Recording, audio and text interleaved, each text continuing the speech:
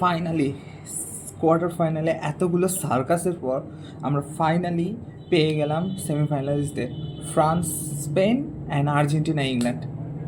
ওহ ভাই রে ভাই, এরা মানে আমি আর কি বলবো, এরা ওদের কোয়ার্টার এক্সপেক্টেড ছিল যে এরাই হচ্ছে যে যাবে আপনার সেমিফাইনালে। কোয়ার্টার ফাইনালে এদের ম্যাচ দেখার পর আর যাই হোক, আমি খুব একটা ভালো করে জিনিস বুঝতে পারছি। এরা যে কোয়ার্টার ফাইনালে এই চারজন যে আসলো, এরা ডমিনেন্ট বা এরকম না, মানে এদের মধ্যে সমস্যা আছে ভাই, অবভিয়াসলি সমস্যা আছে। তার মধ্যে সবচেয়ে বড় আর একটা হচ্ছে যে দল হচ্ছে আর্জেন্টিনা। ওরা মানে এমন অবস্থায় আছে যে ওরা সকালবেলা তো আজকে খেলা ছিল 7টার দিকে, ওরা পুরো দুনিয়ার মানুষের তার আগে ডেকে তুলছে যে এই রকম হচ্ছে যে, আর যারা তো হেটার্স আছে আর্জেন্টিনা তাদেরকে তো এই হোপ দিয়েই ডেকে তুলছে যে এটাই মেসি, এটাই আমাদের শেষ ম্যাচ, আমরা খেলতে পারবো না, কত কি।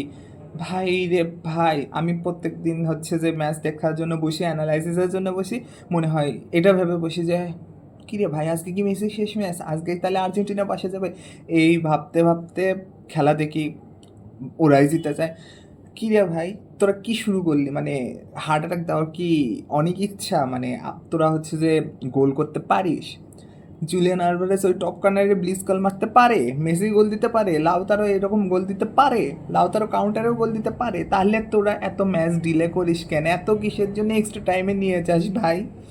ওইটুকু 90 মিনিটের মধ্যে তোর ক্যাপাবিলিটি তো অবশ্যই আছে। ভাই রে ভাই, এইরকম সার্কাস মানে কী লেভেলের সার্কাসে যে সবাই সেমিফাইনাল উঠলো তা বলবো না। আবার কালকে রাত্রে হয়ে গেছে শেষ রাতের দিকে নরওয়ে আর হচ্ছে যে ইংল্যান্ডের ম্যাচ। আমি সত্যি কথা বলতে পারবো যে নরওয়ে, আমি নরওয়ের কথাটা বলি, কন্ট্রোভার্সির কথাগুলো পড়া হবে, অনেক কন্ট্রোভার্সি আছে ওই ম্যাচে, কিন্তু নরওয়ের যে কী আর বলবো, মানে নরওয়ে আমার দেখা মতে arguably the best underdog stories ever. এই ওয়ার্ল্ড কাপের বেস্ট একদম আন্ডারডগ স্টোরি এরা। আর তো ভাই মানে পুরা স্যালিউট, আমি পুরা স্যালিউট দিয়ে দিচ্ছি হালান্ডের সেই জলদস্যুকে, সেই হালান্ডের সৈন্যকে, ভাইকিং সৈন্যকে, যারা ব্রাজিলকে হারায় কোয়ার্টার ফাইনালে আসছে। অ্যান্ড যে এরকম কন্ট্রোভার্সি হয়েছে, হতেও পারতো ওই কন্ট্রোভার্সির অনুসারে হতেও পারতো আমরা সেমিফাইনালে নরওয়ে আর আর্জেন্টিনা খেলা দেখতাম। ভাই রে ভাই, তো এত কিছু হওয়ার পর ফাইনালি যে চারজন আসছে, সবচাইতে মজার বিষয় হচ্ছে যে মেবি 1990-এর পর, আই ডোন্ট নো, বাট কোথায় জানি দেখলাম যে, কোথাও না, আই মিন হচ্ছে যে কোন ওয়ার্ল্ড কাপের পর, এটা শিওর যে হচ্ছে ফিফা র্যাঙ্কিংয়ে প্রথম 4 টিম সেমিফাইনালিস্ট। ইয়াস, ফিফা র্যাঙ্কিং এই আমি ফার্স্ট টাইম দেখতেছি সোজা কথা যে ফর দ্য ফার্স্ট টাইম এবার যে ফিফা র্যাঙ্কিংয়ে প্রথম 4টে টিম সেমিফাইনালিস্ট। তো এখন আসি আপনার কি আর্জেন্টিনা আর সুইজারল্যান্ডের মেইন খেলাতে। তো আজকে সকালে যখন আর্জেন্টিনা খেললো, এরা খেলেনি তো, এরা অ্যাকচুয়ালি করছে সার্কাস। সত্যি কথা, মানে এদের মনে হয় মনে শান্তি লাগে না, এরা মনে হয় খেলতেই পারে না যে কিভাবে খেলা লাগে। যেমন এরা বোধহয় এইভাবে খেলতেই পারে না যে এরা ঠিক মতো এদের কাছে শান্তি মতো বল রাখবে, বলটাকে হচ্ছে যে বিল্ড আপ করবে সুন্দর মতো, এরা মনে হয় এভাবে খেলতে পারে না।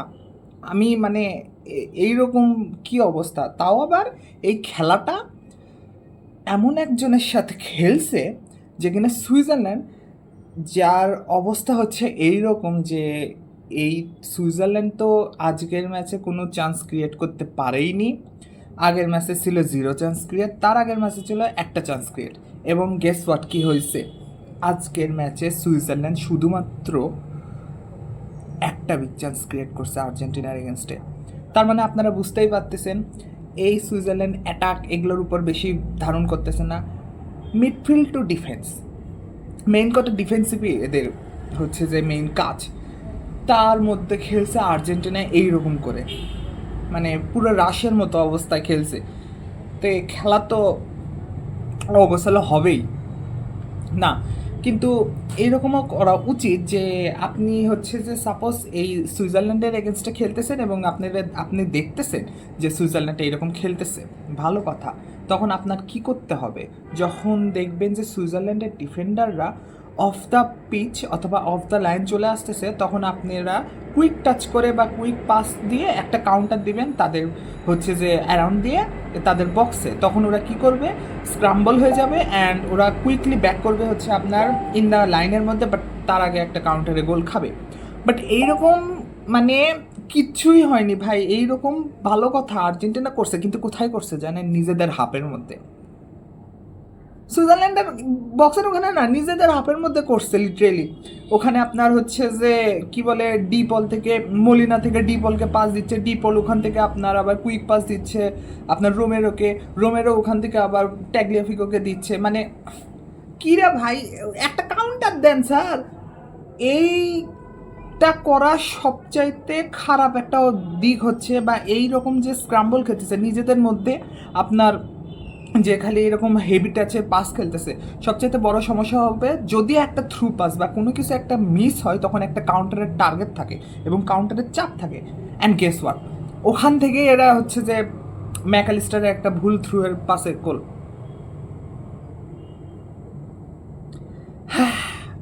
তো আমি সুইজারল্যান্ডের কথা আসি। সুইজারল্যান্ডের কথা আমি আর কি বলবো, ওদের যে ওই হচ্ছে যে ম্যানেজার আছে, শালা দেখতে কীরকম রেসিডেন্ট এভিলের ভিলেনের মতো ভাই, আমি কিছু বুঝলাম না। ওর বোঝাই যাচ্ছিল একটা জিনিস যে ও মেইনলি হচ্ছে যে focused on midfield and defence. আর ডিফেন্সে আকাঞ্জি আসছে ভালো কথা, এবং মিডফিল্ডে ঝাঁকা ফাঁকা না কে জানি ঝাঁকাই তো আরও অনেকে আছে ওদের মধ্যে ওরা পাস খেলবে, খেলে সামহাও একটা কাউন্টার দিবে, যেটা ওদের কাজে লাগছিল। অ্যান্ড যখন আপনি এইরকম একটা টিমের সাথে খেলবেন বা এইরকম একটা টিমের এগেনস্টে খেলবেন, ওরা যখন গোল দিবে অ্যান্ড না, আপনারা যখন গোল দিবেন অ্যান্ড আফটার এ মোমেন্ট আপনি যখন ওই টিমের এগেনস্টে যে কিনা এইরকম কমব্যাট সিস্টেমে খেলে, ডিফেন্সিং কমব্যাট সিস্টেমে খেলে, ওদের কাছ থেকে গোলটা খাবেন, আর যাই হয়ে যাক, ওরা লিটারেলি জীবন বিলে দিবে ডিফেন্স করার জন্য। ওরা লিটারেলি ডেথকে ইনভাইট করবে রাদার দ্যান গোল। ওরা বলবে যে আয় ডেথ, তুই চলে আয়, বা তুই হচ্ছে, বা ওরা জীবন বিলাই দেবে, বাট গোল দিতে দিবে না। এই রকম অবস্থা হয়েছে। তো ফার্স্ট গোল আমাদের হয়েছে আর্জেন্টিনার থেকে, ম্যাকালিস্টার গোল দিছে অ্যান্ড মেসি তো অ্যাসিস্ট করছে। আমি বুঝলাম না মেসির মানে কী লেভেলের খেলা খেলতেছে। ও বোধহয় ওয়ার্ল্ড কাপের যে রেকর্ড ব্রেকিং আছে, ওই রেকর্ড ব্রেকিংয়ের রেকর্ড ব্রেক করছে। এইরকম ওই সাড়ে হচ্ছে যে 10টা অ্যাসিস্ট হয়ে গেছে। আপনি মানে কিভাবে কি করতেছে, ম্যাজিশিয়ান না, মানে কত কি মেসি আছে ম্যাজিশিয়ান। আরও আমার বলার মতো ভাষা নেই, এই অবস্থা। আমি একটা আর্টিকেল পড়তেছিলাম অ্যান্ড আর্টিকেলে দেখলাম যে মেসি যে 10টা অ্যাসিস্ট করছে, ওই 10টা অ্যাসিস্ট অ্যাকচুয়ালি আপনার আলাদা 10জনকে ডিফারেন্ট প্লেয়ারকে করছে। মানে আমি একটা আর্টিকেলে বললাম, এটা ট্রু নাকি false I don't know, but কী অবস্থা, মানে আপনি বুঝতেছেন যে আপনি 10টা অ্যাসিস্ট করছেন, ভালো কথা, আপনি 10টা অ্যাসিস্ট করছেন, বাট এটাও তো হতে পারে যে আপনি 10টা অ্যাসিস্টের মধ্যে 2-3টা বা 4টা এরকম অ্যালভারেস, তারপরে ম্যাকালিস্টার আছে, দেন লাউতারো আছে, এদেরকে দিবেন না। ও 10টা আলাদা পার্সনকে হচ্ছে যে অ্যাসিস্ট করছে। আপনার আর্জেন্টিনা যখন গোলটা দিল, তখন ওদের উচিত ছিল যে ম্যাচটা যে রোটেশনে যাচ্ছে, ওরা যে টিম ম্যানেজমেন্ট বা রোটেশনে আসে সেটা চেঞ্জ করা, বাট না, ওরা চেঞ্জ করেনি। অ্যান্ড ওখান থেকেই সমস্যাটা অ্যাকচুয়ালি ক্রিয়েট হয়েছে। কারণ ওরা মানে যতদূর বোঝা যাচ্ছে যে আপনার আর্জেন্টিনার ওই লাইনে যে মিড হাফে ওদের কাজ ছিল অ্যাকচুয়ালি যে ওরা ট্যাগলিয়াফিকো থেকে আপনার ডিপলকে একটা লং পাস দিবে, বা ওখান থেকে ম্যাকালিস্টারকে দিবে, সোজা কথা উইং টু উইং ব্যাককে এরকম খেলবে। তো এখানে খেলার সমস্যা আছে। আপনার উইং টু উইং ব্যাক যখন এইরকম করে একটা কুইক পাস দিয়ে খেলবেন, তখন কাউন্টার অ্যাটাক করার আপনার একটা হেভি পসিবিলিটি আছে। সোজা কথা অপোনেন্ট টিমের কাছে আপনার কোন দিক দিয়ে কাউন্টার দিতে হবে, কীভাবে করতে হবে, সেটা এক্সপোজ হয়ে যায়। আর একটা ঘটনা আছে যে আপনি যখন ওই হেভি কুইক পাসের টাইমে সামটাইমস যে মিডের মধ্যে হেভি পাসগুলো দেবেন, ওই হেভি পাসগুলো আপনাকে লিড করবে একটা ফ্যাটাল ফাউলে, যেটা কিনা হচ্ছে যে আপনাকে লিড করে নিয়ে যাবে একটা কার্ডে। অ্যান্ড গেস হোয়াট, অ্যান্ড হচ্ছে যে আর্জেন্টিনা ওখানেই কার্ডটা খাইছে।